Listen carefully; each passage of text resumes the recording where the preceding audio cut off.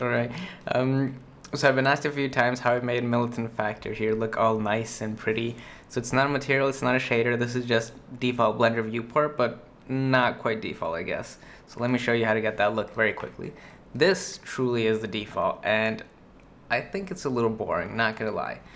But we can change that very easily, so I'm gonna go to my viewport shading, switch it to flat, then I'm gonna go to color, and I'm gonna use object color. So by default, you shouldn't get all of these colors, everything should be white, but all you have to do is select each individual objects, and where are my outlines? There you are. So select any object and go to the Object Properties tab, and under Viewport Display, you can change this color right here to whatever you want.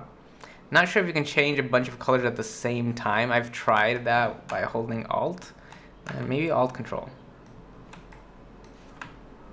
No, it looks like we can only change one at a time. That's kind of lame. I should make an add-on for that.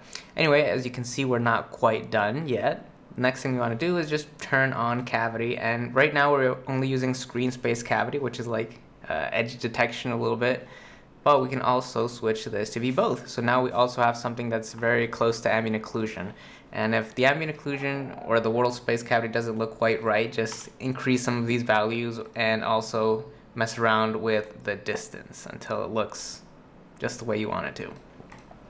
And finally, if you want, I wouldn't recommend this, at least not when modeling, is to turn on shadows, because that will bring your computer down to its knees. It's just really slow for some reason. It looks really cool, but yeah, keep it off while you're working at the very least. And for your final screenshots, then sure, turn it on and make it look awesome. So that's pretty much it.